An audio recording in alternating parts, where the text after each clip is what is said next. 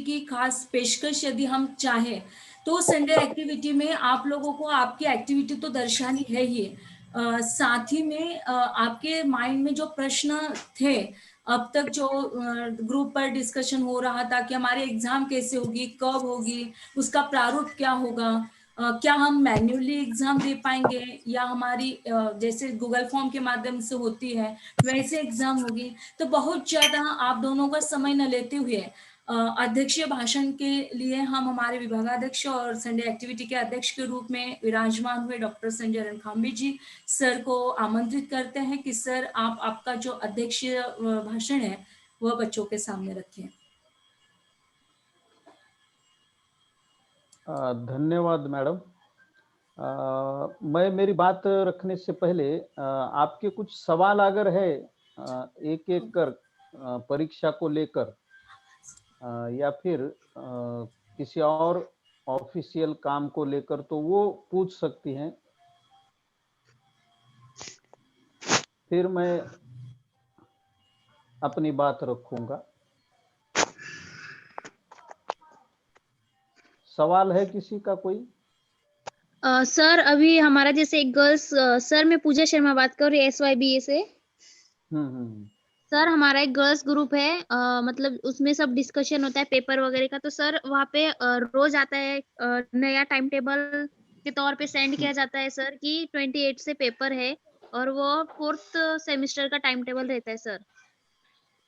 अच्छा, तो और ये उसमें जो लिखा है 20 कि हाँ ऑफलाइन होंगे एग्जाम्स कॉलेज में। तो हाँ सर ये होंगे, भी होंगे कॉलेज में या कब, मतलब? नहीं, ये जो एग्जाम है ना 28 तारीख से आपके एग्जाम नहीं है, आपके एग्जाम 5 जनवरी से होंगे। ऐसा अभी तो भी एक नया जो सर्कुलर आया है।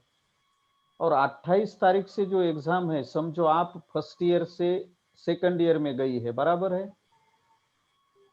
हेलो। जी सर। तो फर्स्ट ईयर से सेकंड ईयर में आप ऐसे गई हैं बिना परीक्षा के, सही है ना?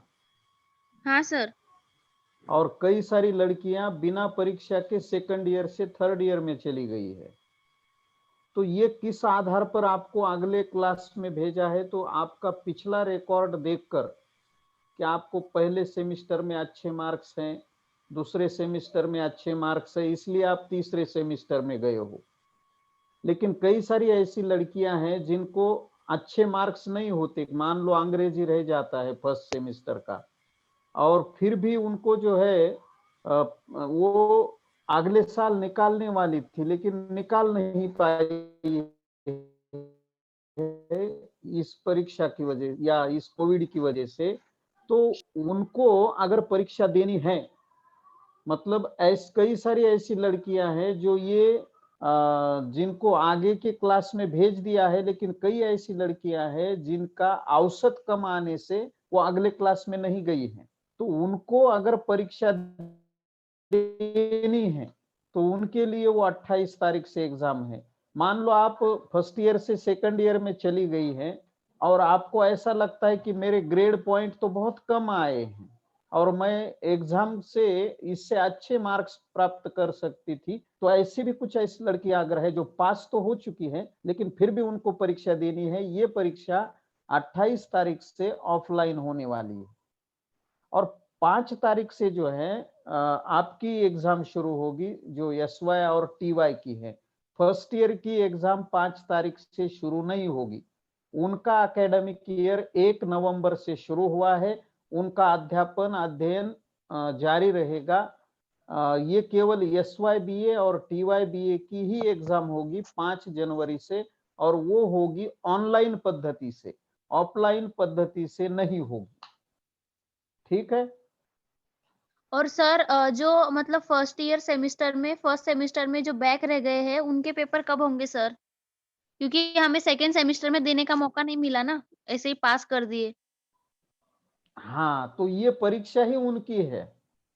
ये जो परीक्षा है ना 28 तारीख से, कि जिनको अंकों में वृद्धि कर लेनी है, जिनको लगता है कि उनकी कम अंक आए हैं, ये उन्हीं के लिए एग्जाम है।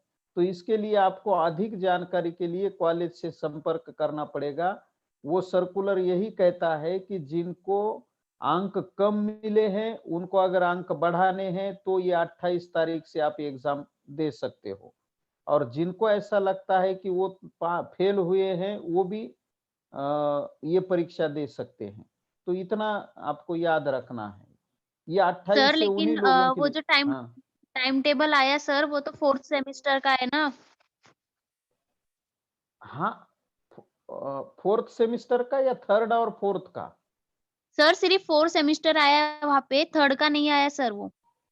तो फिर वो आपका नहीं है ना, फिर 4th मतलब जो अभी टीवाई में जो स्टूडेंट गई है ना, उन वो परीक्षा देंगी, वो जो जिनका 4th सेमिस्टर का कुछ बाकी है, ऐसी लड़कियां। तो सर जो फर्स्ट सेमेस्टर बैक है उसके बारे में कुछ इन्फॉर्मेशन नहीं आई क्या अभी तक यूनिवर्सिटी नहीं, में? अब आपका फर्स्ट सेमिस्टर का अभी जो फर्स्ट ईयर की लड़कियां हैं उनके साथ एग्जाम होगा, अभी नहीं होगा। बीच में ही फर्स्ट ईयर का एग्जाम कैसे लेंगे वो? फर्स्ट ईयर का एग्जाम फर्स्ट ईयर के साथ होगा, सेकंड ईयर का एग्जाम सेकंड ईयर के साथ होगा।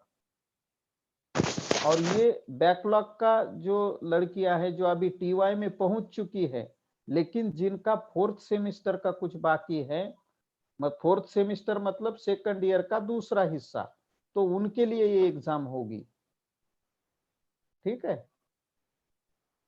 सर मतलब जब फर्स्ट ईयर की एग्जाम चालू होगी फर्स्ट सेमेस्टर की, तभी जो बैक है उनकी उनके साथ में ही होगी ना? बिल्कुल बिल्कुल, अभी आपकी कैसे लेंगे बताइए ना। अभी जो लड़कियां फर्स्ट ईयर में है उन्हीं के साथ आपको भी फर्स्ट ईयर में बैठ के वो एग्जाम देनी है, इतना याद रखो। और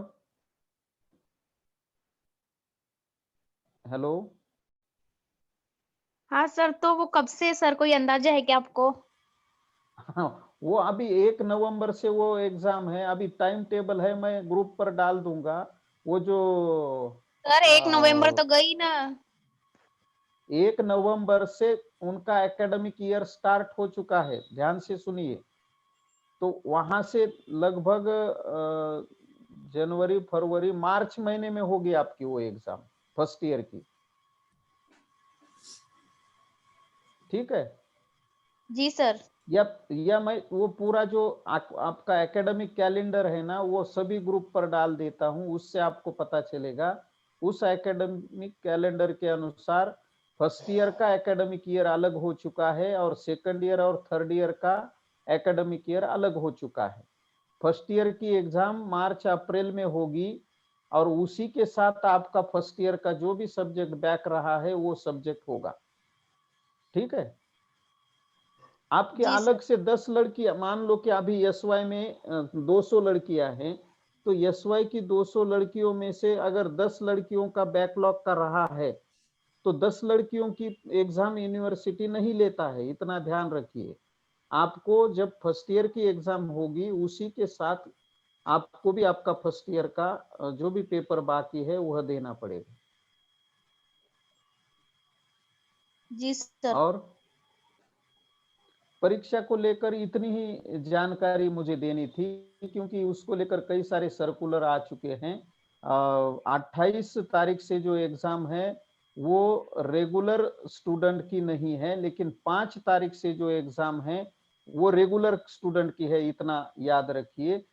वो भी 28 तारीख से होने वाली एग्जाम आप लोग भी दे सकते हैं, अगर आपको आपका जो रिजल्ट आया है फर्स्ट ईयर का, उसको लेकर अगर कोई प्रॉब्लम है तो आप वो एग्जाम दे सकते हो। और उस दृष्टि से जो है आपको ऑफिस में संपर्क करना बहुत जरूरी है। ऑफिस में नोटिस बोर्ड पर आपका पूरा टाइम टेबल भी लागू होगा, लगाया हुआ होगा। आपको वहां जाकर किसी से पूछना है कि ये मैं परीक्षा दे सकती हूँ क्या, तो वहां गोपाल सोनवने है या फिर बोंडे सर हैं, इन दोनों में से किसी को पूछ लीजिए, वो आपको इस संदर्भ में अधिक जानकारी देंगे और बिल्कुल आपकी सारी शंकाएं समाप्त हो जाएगी। रहा सवाल आपकी एग्जाम का, जो हमने पिछले 3-4 महीने से आपको पढ़ाया है SYBA का या TYBA का, तो इसको लेकर जो एग्जाम होने वाली है वो ऑनलाइन पद्धति से एग्जाम होगी। वो 5 जनवरी से एग्जाम होगी। 8-10 दिन में ये एग्जाम समाप्त हो जाएगी और उसके कुछ दिनों बाद, लगभग 8 दिन बाद आपका वह रिजल्ट भी लग सकता है। और संभव है अगर वो वैक्सीन वगैरह आ जाता है तो अगला सत्र हम क्लास में बैठकर ही पढ़ेंगे, ऐसी आशा तो नजर आ रही है। तो ये परीक्षा को लेकर। और किसी का सवाल है परीक्षा को लेकर?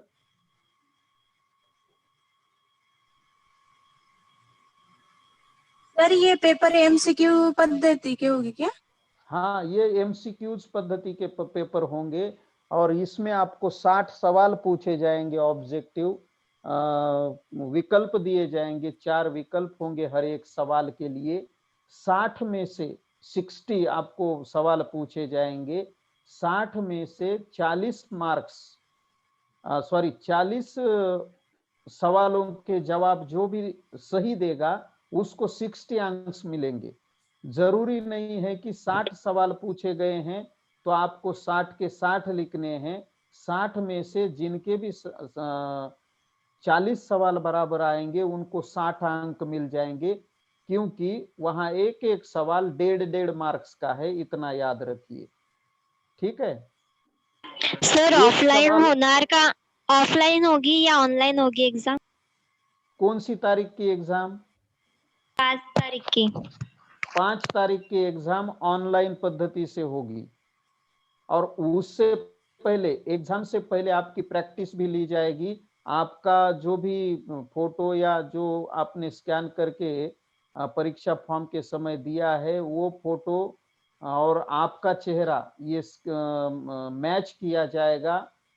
इसलिए जो है फाइनल परीक्षा होने से पहले एक टेस्ट होगी आपकी, जिसे मॉक टेस्ट कहा जाता है। इसलिए जो है आप उसी जगह पर बैठे रहिए जिस जगह पर आपको अच्छा कवरेज मिलता है, इंटरनेट फैसिलिटी अच्छी मिलती है। ऐसे कहीं घर के अंतिम कमरे में इस तरह से मत बैठिए, जहां थोड़ी शांति होती है और जहां आप ठीक से रेंज भी आती है, वहीं पर बैठे रहिए। आपकी अंतिम परीक्षा के पहले एक मॉक टेस्ट लिया जाएगा और उसके बाद जो है 5 तारीख से आपकी एग्जाम होगी। फिलहाल तो भी यूनिवर्सिटी ने ऐसे लेटर भेजे हैं, इसमें थोड़ा सा कुछ परिवर्तन भी हो सकता है। इसलिए वो परिवर्तन अगर हुआ तो फिर हम और आप भी जो है थोड़ा सा, आपके पास अभी मोबाइल है तो आप जो यूनिवर्सिटी की वेबसाइट है उस पर भी विजिट कर सकते हैं। सर टाइम टेबल आ गया क्या 5 जनवरी का? टाइम टेबल आप तक पहुंचा है क्या? नहीं सर सर। अभी तक नहीं पहुंचा। हाँ, तो अभी तक नहीं आया है। टाइम टेबल एक ऐसी चीज है जो एक दिन में आ गई, सुबह आ गई तो शाम तक सभी तक पहुंचती है, इसलिए उसकी चिंता नहीं करनी है।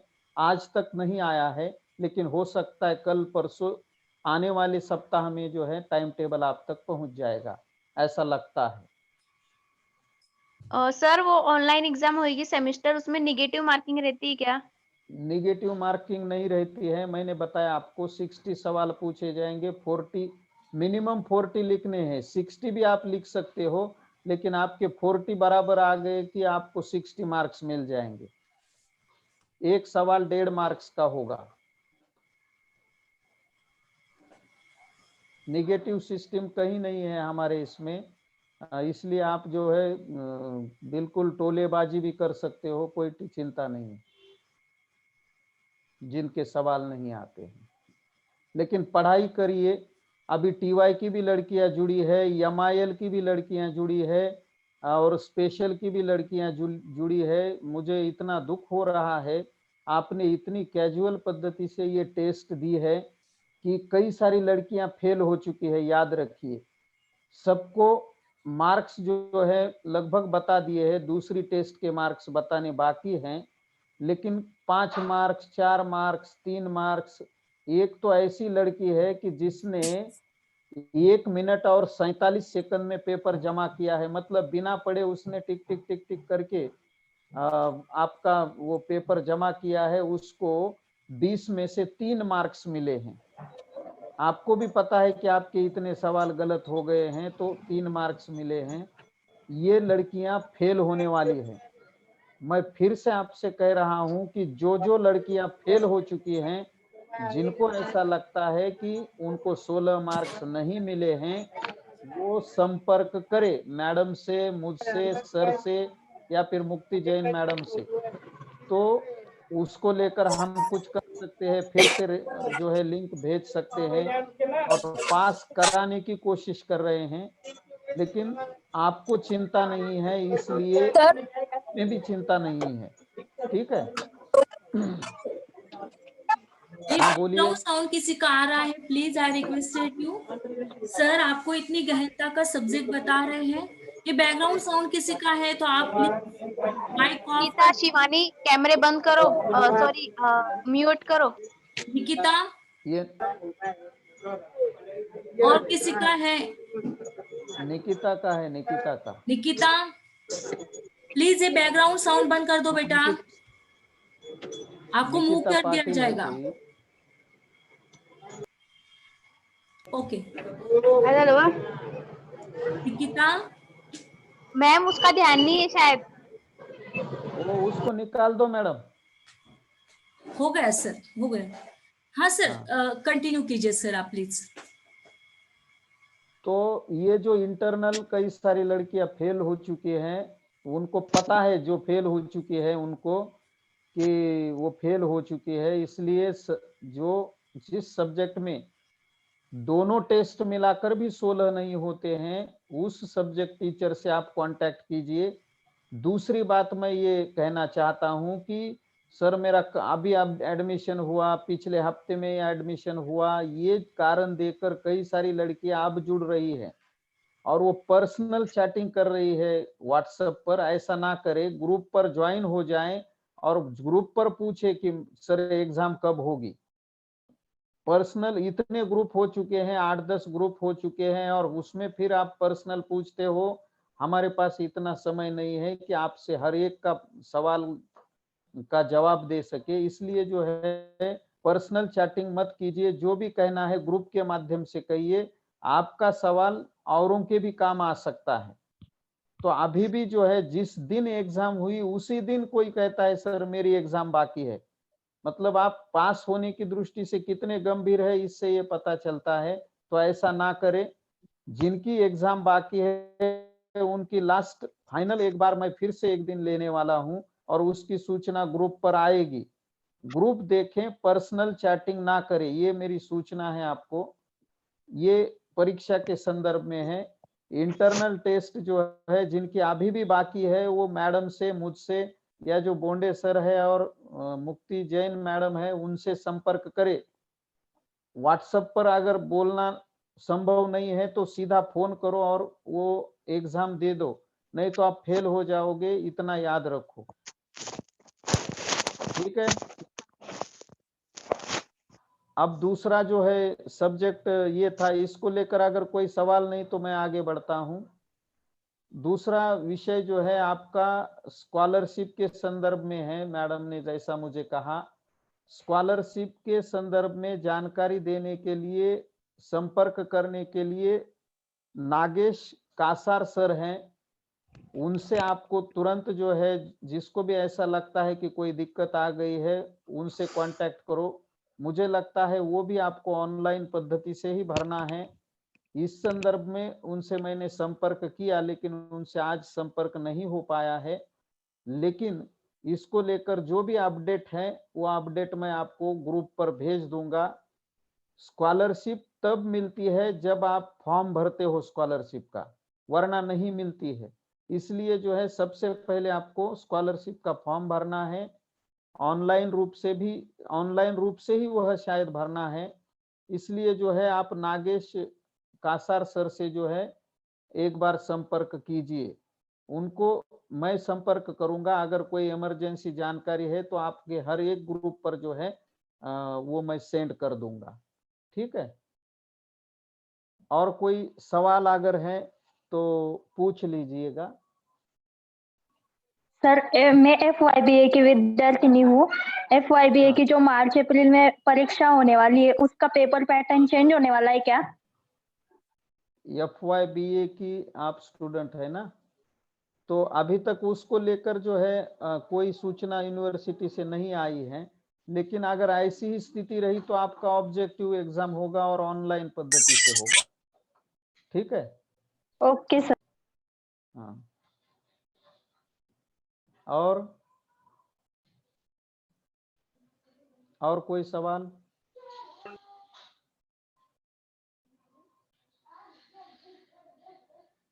हेलो, किसी का कोई सवाल नहीं है?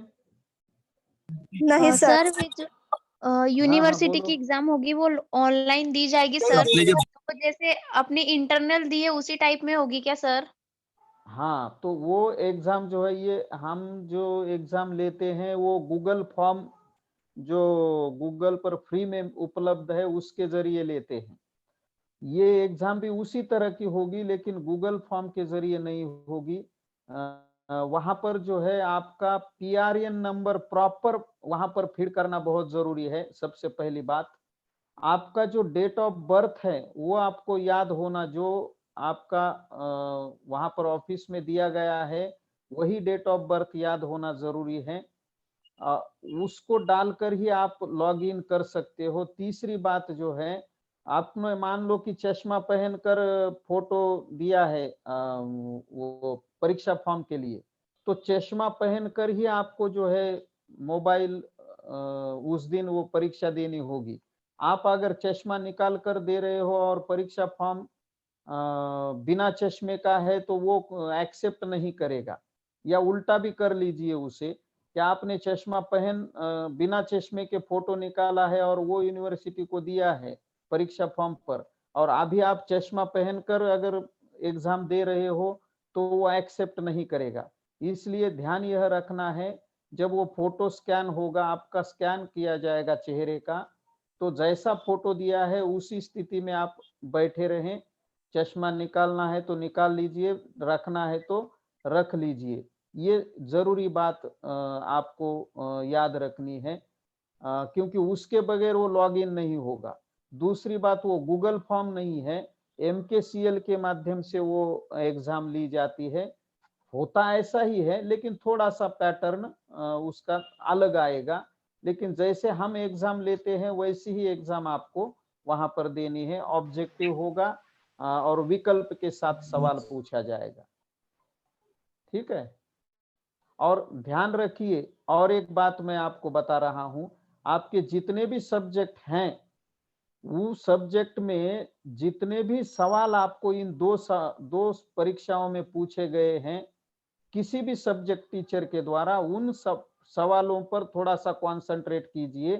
हो सकता है उन्हीं में से सवाल जो है आपको परीक्षा में आए, क्योंकि ऑब्जेक्टिव ये पैटर्न नहीं था, ये सब्जेक्टिव पैटर्न था, और सब्जेक्टिव पैटर्न पर ऑब्जेक्टिव सवाल निकालना बहुत मुश्किल होता है। इसलिए जब आपकी फाइनल एग्जाम होगी उसमें हो सकता है ये जो 2 एग्जाम हमने अब तक ली है, तो उसमें से ही कुछ 20-30% सवाल जो है आपको निश्चित रूप से, मैं कह रहा हूं, अंग्रेजी विषय लीजिए, मराठी विषय लीजिए, हिंदी विषय लीजिए, किसी भी सब्जेक्ट के लिए जो फाइनल एग्जाम होगी उसमें ज्यादातर सवाल 20-30% सवाल आपको जो ये इंटरनल टेस्ट में पूछे गए हैं उसी के जैसे सवाल होंगे। ये थोड़ा सा याद रखिए, क्योंकि ऑब्जेक्टिव निकालना बड़ा मुश्किल होता है टीचर की दृष्टि से। इसलिए जो भी निकाले गए हैं ऑब्जेक्टिव, वो फाइनल एग्जाम में भी बहुत सारे उसमें से आ सकते हैं किसी भी सब्जेक्ट के। ये पढ़ाई की दृष्टि से मैं सूचना दे रहा हूं। तीसरी बात और एक मैं यहाँ पर आपको कहना चाहूंगा कि ऑब्जेक्टिव परीक्षा में अगर कोई फेल हो रहा है तो वो फेल ही होता है, उसे मैन्युअली पास नहीं किया जा सकता है। इसलिए पढ़ाई कीजिए, क्योंकि मैन्युअली मतलब हम अगर जांच रहे हैं, आपको 14 मार्क्स मिले हैं और आपको 10 मार्क्स बढ़ाने हैं तो कहीं कुछ हम बढ़ा सकते हैं, लेकिन यहाँ पर जो है कोई व्यक्ति उस आपके आंसर शीट को स्पर्श करने वाला नहीं है। कंप्यूटर आपको पास करेगा। कंप्यूटर के लिए 23 मार्क्स अगर मिले हैं तो 23 ही वह देगा, वो 24 नहीं देगा। इसलिए थोड़ा सा गंभीरता पूर्वक अध्ययन कीजिए। अगर आप वहां पर कैजुअली जैसे इंटरनल टेस्ट दिया है वैसा अगर देते हो और फेल हो जाते हो तो फेल ही रह जाओगे, इतना याद रखिए। जो लोग कई दिनों से बैक रहे थे, फेल होते रहे थे, वो भी लोग इस ऑनलाइन की वजह से पास हो चुके हैं। इसलिए इस कंडीशन का लाभ उठाइए और तुरंत जो है पास हो जाइए, क्योंकि ऑब्जेक्टिव एग्जाम में पास होना बहुत आसान जो है हो गया है। ये एक बात मैं आपको एक अंदर की बात जो है आपको बता रहा हूँ, इसलिए थोड़ा सा पूरी तैयारी के साथ इस परीक्षा में उतरिए, वरना आपको जो है दिक्कत आ सकती है। तो मुझे लगता है परीक्षा को लेकर और शिष्यवृत्ति को लेकर या स्कॉलरशिप को लेकर ये कुछ बातें मुझे लगा आपको ये बतानी चाहिए, वह मैंने बताई है। आपके मन में अगर कोई सवाल है किसी और विषय को लेकर भी तो आप पूछ सकते हैं। सर FYBA पण आहे का परीक्षा? FYBA नाही ताई, FYBA ची परीक्षा आता तुमचं FYBA जे आहे हे 1 नोव्हेंबर पासून सुरू झालेलं आहे। जरीही आम्ही तुमच्या तासिका नोव्हेंबर, ऑक्टोबर, सप्टेंबर पासून सुरू केलेले असल्या तरीही तुमचं अकॅडमिक इयर 1 नोव्हेंबर पासून सुरू झालेलं आहे आणि ऑगस्ट मध्ये ते संपेल। ठीक आहे? हो सर, थँक्यू। हा, 1 नोव्हेंबर पासून तुमचा पहिला तास 1 नोव्हेंबरला आहे असं गृहीत धरा तुम्ही। आता तुमचं जवळपास सर्व शिकवून झालेलं आहे, थोडंफार राहिलं असेल किंवा आता आम्ही परत रिव्हिजन घेऊ तुमचं। एवढे दिवस मॅडमने तुमचे तास घेतलेले आहेत, आता मी त्याच कथा पुन्हा तुम्हाला काही कथा शिकवण्याचा प्रयत्न करेल या पुढच्या आठवड्यानंतर। तर त्यामुळे तुमची एक्झाम 5 तारखेपासून नसेल नाही, ठीक आहे? एवढं लक्षात ठेवा। अजून सर, ज्या मुली FY मध्ये म्हणजे फर्स्ट सेमला बॅक राहिला त्यांचे पेपर केव्हा होणार? आता मी किती वेळ सांगितलं बरं याच्यावर? काय नाव तुझं? दीक्षा। हा, दीक्षा, फर्स्ट इयर तुझं बॅक राहिलं, आता तू सेकंड इयरला आहे का? हॅलो? हो सर। हा, आता तू सेकंड इयरला आहेस ना, तर तुझी परीक्षा फर्स्ट इयरच्या मुलींसोबत होईल। आता ज्या मुली फर्स्ट इयरला आहेत त्या मुलींसोबत तुझी फर्स्ट इयरची परीक्षा होईल। आता फर्स्ट इयरची परीक्षा कधी होईल? तर फर्स्ट इयरची परीक्षा ही मार्च महिन्यामध्ये होईल, फेब्रुवारीच्या शेवटच्या आठवड्यात असं होईल असं वाटतं। ओके, अजून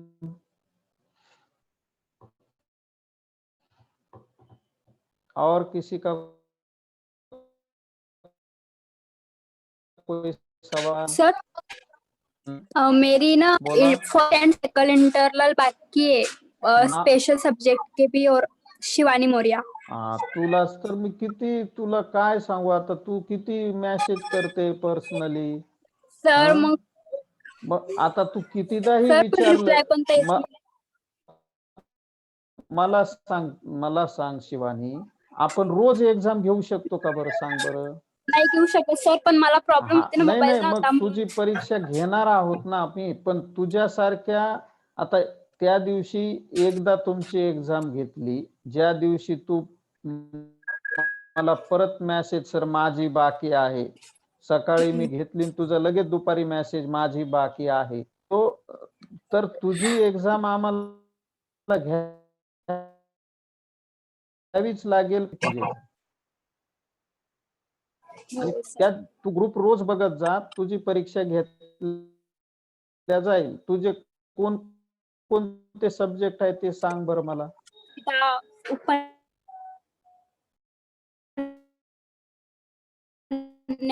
ओके, 3 आणि चौथा कोणता? MIL। चौथा, आणि स्किलची दिलीस का? स्किलची नाही सर। मग स्किलची सुद्धा द्यावी लागेल ना, म्हणजे तुझे 5 एक्झाम बाकी आहे. सर पण फॉर्म मध्ये तर 4 सब्जेक्ट दिले स्पेशलचे. स्पेशलचे जे आहेत ना, तुझं स्पेशल काव्यशास्त्र आणि उपन्यास, ठीक आहे, आणि या व्यतिरिक्त स्किलचा पेपर, हे 3 सब्जेक्ट तुझे मुख्य आहेत स्पेशलचे, ठीक आहे. आणि यानंतर मग कथेतर गद्य आहे आणि MIL आहे. तर हा कथेतर गद्य तू निवडलेला आहेस म्हणून तो आहे. MIL तुझा आहे का मराठी MIL आहे? सर असं काही दिलं नाही त्या फॉर्म असं वरती. होणारच नाही, फॉर्मवर पूर्ण नाव असतं. फॉर्म वर हॅलो. सर असं काही दिलेली DSC आहे की ML आहे? नाही, तुझा तो तुझा मधुरिटी मराठी वाला आहे ना? हा, मुद्रित माध्यमासाठी. मग तो MIL आहे. तो MIL आहे, मुद्रित माध्यम लघुकथा लिहिलेला असेल कंसामध्ये, बरोबर आहे का? हो. मग आता तुला अजून पेपरचे नाव माहित नाही, तर अभ्यास कधी करशील सांग बरं तू? सर मोबाईलच परीक्षा नव्हता, नोट्स पण नाही. काय करणार? मग आता तू काय कर, सर्व विषयांचे गुगल क्लासरूम आहेत आणि गुगल क्लासरूम वर सगळ्या नोट्स टाकलेल्या आहेत. किमान मी जे शिकवतो ना त्याच्या तरी आहेत. मॅडमशी बोल, मॅडमच्या सुद्धा असतील. सगळ्यांच्या नोट्स गुगल क्लासरूम वर आहेत. गुगल क्लासरूम सगळ्यात अगोदर तू जॉईन कर. तू परत एकदा ऐक. पहिला विषय आहे तुझा काव्यशास्त्र, दुसरा विषय आहे तुझा उपन्यास. बघ तुझ्या फॉर्मवर मी बरोबर सांगतोय की नाही? हो सर, हे विषय आहेत. हा, तिसरा विषय आहे तुझा गद्य कथेतर गद्य विधाय. चौथा विषय आहे तुझा स्किलचा SEC आणि 5वा विषय आहे तुझा MIL लेखन कौशल्य मीडिया और साहित्य कंसामध्ये लिहिलेला आहे लघुकथा. असे 5 विषय तुझे हिंदीचे आहेत. 5 विषयाला 5 शिक्षक शिकवतात आणि या 5 लोकांशी तुला कॉन्टॅक्ट करावा लागेल. तर माझ्याशी तुझा कॉन्टॅक्ट झालेला आहे, त्यातले 2 विषय मी शिकवतो. आता मॅडमशी कॉन्टॅक्ट कर आणि ते बोंडे सरांशी कॉन्टॅक्ट कर, ठीक आहे? अजून कुणाला काही प्रश्न? सर सेकेंड इंटरनल में कितने मार्क्स चाहिए सर पासिंग के लिए 20 में से? दोनों इंटरनल मिला के 16 मार्क्स चाहिए। फर्स्ट में अगर आपको 1 मार्क्स मिलता है और सेकंड में आपको 15 मार्क्स मिलते हैं तो भी आप पास हो जाओगे। और फर्स्ट इंटरनल में आपको 0 मार्क्स मिले हैं और सेकंड इंटरनल में 16 मार्क्स मिले हैं तो भी आप पास हो जाओगे। इंटरनल एग्जाम में 40 में से आपको 16 मार्क्स चाहिए, हर सब्जेक्ट के लिए ये नियम लागू है। और दूसरी, वो जो 60 मार्क्स की एग्जाम होगी यूनिवर्सिटी की, उसमें आपको 24 मार्क्स चाहिए। वहां अगर आपको 23 मार्क्स मिलते हैं तो भी आप फेल हो जाते हो। इधर आपको 14 मार्क्स मिलते हैं, 15 मार्क्स मिलते हैं तो भी आप फेल हो जाते हो। और जो भी एग्जाम आप फेल हो जाओगे वो आपको पुनः एक बार देनी होगी बाद में अक्टूबर को, ठीक है? और मतलब सर FYBA की इंटरनल, हाँ, एक हाँ बोलो। मतलब सर 40 में से सिर्फ 16 मार्क्स चाहिए। अगर फर्स्ट इंटरनल में फेल है और दूसरे में अगर हमको 17 मार्क्स है तो हम पास है क्या फर्स्ट इंटरनल? यस, आप पास हैं। और दूसरा कोई बोल FYBA रहा? की इंटरनल कब होने वाली है? FYBA की इंटरनल कब होने वाली है? FYBA की इंटरनल ये SY और TYBA की एग्जाम होने के बाद होगी। और नया सूचना कि आपका एकेडमिक ईयर अभी शुरू हुआ है, इसलिए आपकी एग्जाम जनवरी में होगी, दिसंबर में नहीं होगी, ठीक है?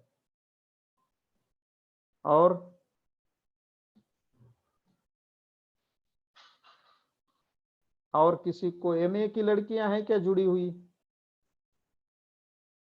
MA हिंदी की लड़कियां हैं जुड़ी हुई? हाँ बोल TYBA का है? तर हॉल तिकीट येणार आहे का सर? का तर असं माहिती हॉल तिकीट हॉल तिकीट तर येईलच ना. हॉल तिकीट घेण्यासाठी जावं लागेल आता पुढच्या आठवड्यात तुम्हाला. हॉल तिकीट शिवाय एक्झाम कशी द्याल तुम्ही? हॉल तिकीट जनरेट होतील, त्याची सूचना तुम्हाला ग्रुपवर आम्ही देऊ, किंवा तुमचा जो काही कॉलेजचा ग्रुप आहे, आता जनरली मुली कॉलेजला फार येत आहेत आणि त्या आल्यानंतर कुणी ना कुणी तुम्हाला मेसेज देईलच. कुठलीही एक्झाम बिना हॉल तिकीटची होत नसते. तुमचा सीट नंबर येईल. ठीक है? हाँ ठीक है। और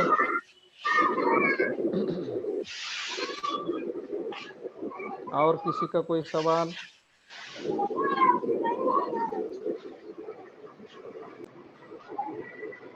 कुछ नहीं है? ठीक है मैडम, लेकिन मेरी एक सलाह याद रखिएगा, पढ़ाई कीजिए। आपको हमदर्दी से पास करने वाला कोई भी कंप्यूटर अभी तक बना नहीं है, इसलिए पढ़ाई के अलावा आपके पास कोई रास्ता नहीं है। अंग्रेजी का खास करके ध्यान रखिए, बाकी सब्जेक्ट की भी पढ़ाई कीजिए। आपको परीक्षा के लिए बेस्ट ऑफ लक। FYBA की जो भी स्टूडेंट जुड़ी हुई है, उन्होंने रेगुलर क्लास अटेंड करने हैं, इतना याद रखिए। और आपको परीक्षा के लिए बहुत बहुत बधाई और शुभकामनाएं। ठीक है मैडम? धन्यवाद सर जी। दोस्तों, हमारा संडे एक्टिविटी का मूल मंत्र है खुशी खुशी हर चीज सीखेंगे। खुशी खुशी हर चीज सीखेंगे, साथ में सीखेंगे और हिम्मत से सीखेंगे, पूरी दुनिया को दिखाएंगे। दोस्तों, अब तक के सुने गए इस लेक्चर से स्पष्ट प्रतीत हो रहा है कि आपकी कंफ्यूजन निश्चित ही दूर हो गई होगी। कई दोस्त नए रूप से यहाँ पर आज जुड़ गए हैं। दोस्तों, हिंदी परिवार की यह पहल न केवल आपकी कला को विकसित करना है, बल्कि आप लोगों से इंटरेक्शन करना भी या आपकी समस्याओं को सुलझाना, यह हमारा प्रयास है। दोस्तों, आपको याद दिला दूं कि संडे एक्टिविटी को स्टार्ट करने से पूर्व हमने सर से गुजारिश की और सर ने हमारे रिक्वेस्ट को तुरंत ही हाँ में परिवर्तित कर दिया। जी हाँ मैम, आप आगे बढ़िए, हम आपके साथ हैं। सर आपके प्रति कृतज्ञता ज्ञापित करते हैं और खास तौर पर आपके लिए इसलिए कहना चाहेंगे कि आपके इस प्रकार के ढेर सारे सवाल होते हैं। जैसे हमारे बीच में कई ऐसे छात्र जुड़े हैं कि जिनके पास मोबाइल नहीं था, अभी तक अवेलेबल नहीं था, आज मोबाइल आ गया। जो आपने सब्जेक्ट फॉर्म भरे थे उसके संदर्भ में भी हमने जो संडे एक्टिविटी की पेशकश की थी और सर ने बड़े दिल लगाकर आपको बताया था कि आपको ये सब्जेक्ट है, ये होना चाहिए, ये करना चाहिए। लेकिन मुझे ऐसा लगता है बेटा कि आप लोगों में वो गहनता है ही नहीं कि जिसे आप समझ सके। सर कब से आपको समझाने का प्रयास कर रहे हैं। टेस्ट के बारे में भी सर ने आपको अच्छी तरीके से बता दिया कि एक ह्यूमैनिज्म होता है और वो ह्यूमैनिज्म मनुष्य के अंतर्गत होता है। इसके पूर्व भी शायद सर ने आपको बताया कि कंप्यूटर में कोई ह्यूमैनिज्म नहीं है बेटा।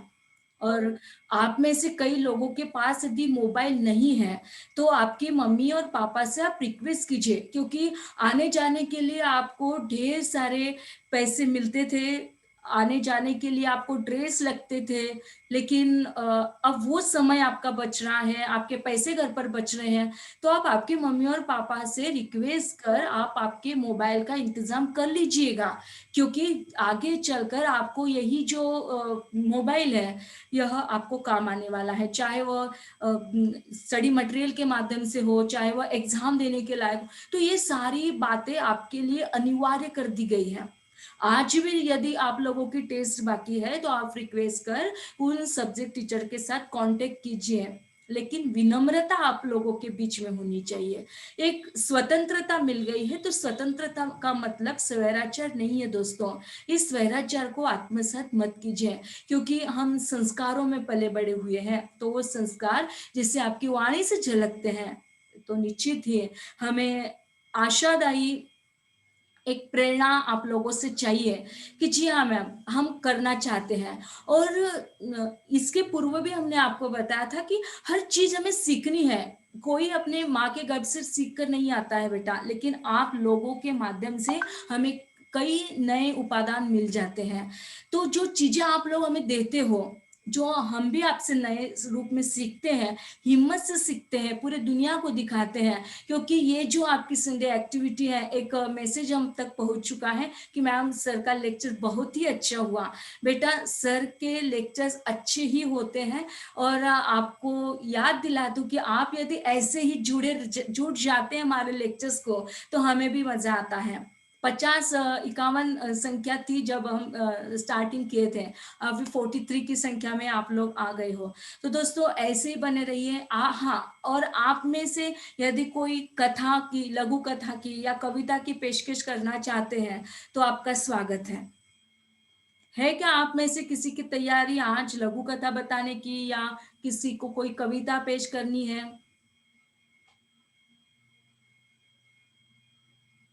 और नहीं करनी है तो हम सर के प्रति, है कोई, किसी की इच्छा है? छोटी सी कविता, लघु कथा हो या कविता हो।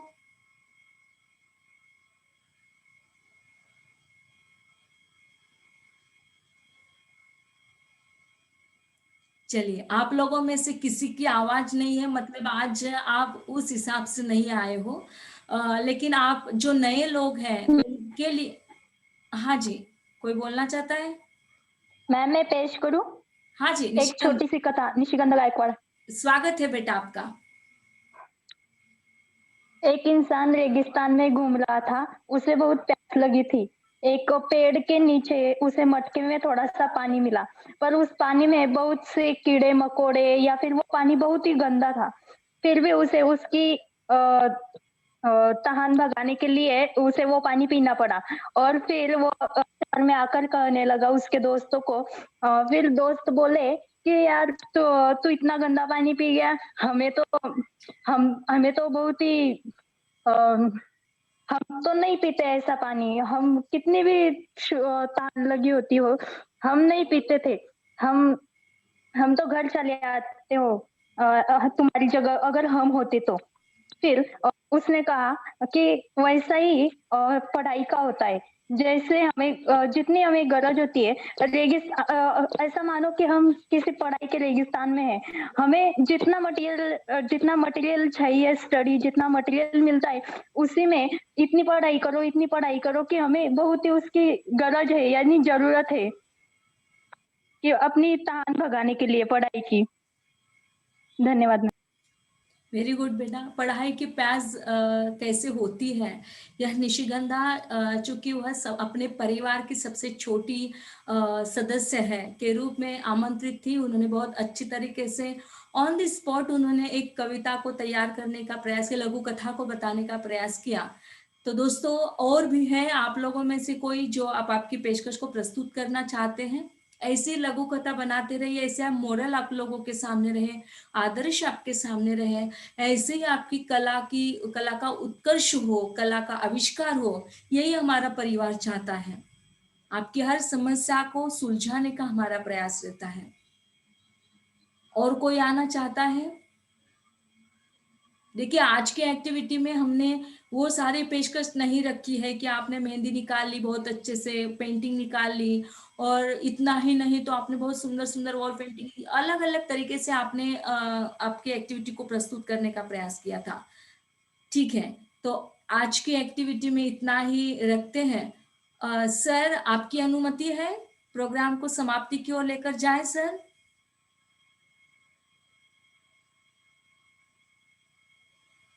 हाँ मैडम। हाँ जी, धन्यवाद। कर दीजिए। हाँ हाँ मैम मैं बोलना चाहती हूँ एक कविता छोटी सी। Please come. हाँ मैम। ऑन ही है बेटा, नहीं ऑफ है, बंद करो। विधा देते दान गुरुजी, हर लेते अज्ञान गुरुजी, अक्षर अक्षर हमें सिखाते, शब्द शब्द का अर्थ बताते, कभी प्यार से कभी डांट से हमको देते ज्ञान गुरुजी। बहुत अच्छा बेटा। और कोई है आप में से, और कोई बताना चाहता है?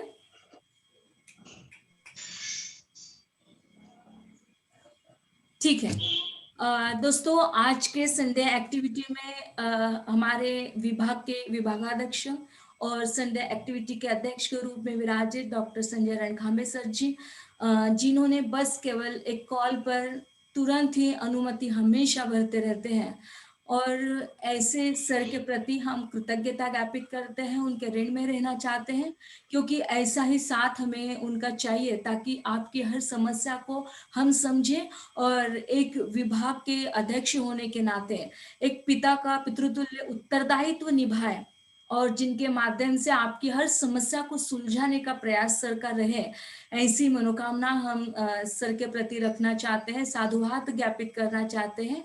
और जिनके बिना, मतलब आपके बिना, आप हमारे चुलबुले दोस्तों, बस इतने एक्टिव पर्सन के रूप में सारे लोग तुरंत आ जाते हो, कॉल करके पूछ लेते हो, मैम इनको भी बता दे, मैम उनको भी बता। इतना अच्छा लगता है दोस्तों आप लोगों से मिलना, लेकिन कोविड-19 की वजह से हम लोग ऐसे ही ऑनलाइन बने रहते हैं, ऑनलाइन पेंडॉल में बने रहते हैं। सो दोस्तों, आप लोगों के प्रति भी हम धन्यवाद ज्ञापित करना चाहते हैं कि आप केवल एक मैसेज पर जुड़ जाते हो और इतने अच्छे तादाद में जुड़ते, न केवल जुड़ते हो बल्कि आपकी हर समस्या यहाँ पर अभिव्यक्त करते हो और आपकी हर समस्या को सुलझाने का प्रयास हमारे सर करते हैं। सर के प्रति और आपके प्रति हम अपने विभाग के या अपने परिवार की ओर से आप सभी के ऋण में रहना चाहेंगे दोस्तों। और अंत में हमारा जो कार्यक्रम की समाप्ति है वह राष्ट्रगान से करेंगे, तो सब लोग अपने अपनी जगह पर खड़े रहकर अपने राष्ट्रगान को स्टार्ट करेंगे, ऐसा हम आपसे रिक्वेस्ट करते हैं।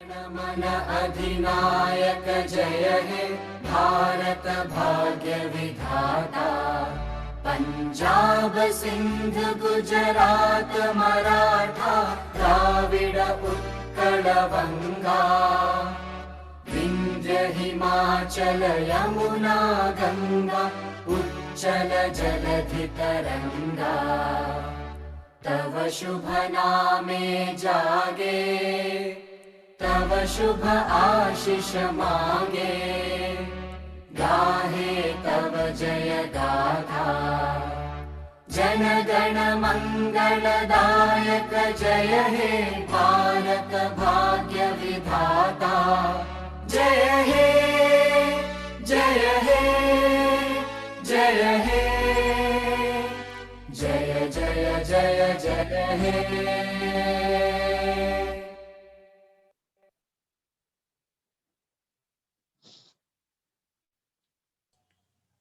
धन्यवाद दोस्तों आप सभी का। फिर से मिलेंगे हम नेक्स्ट संडे एक्टिविटी में। धन्यवाद।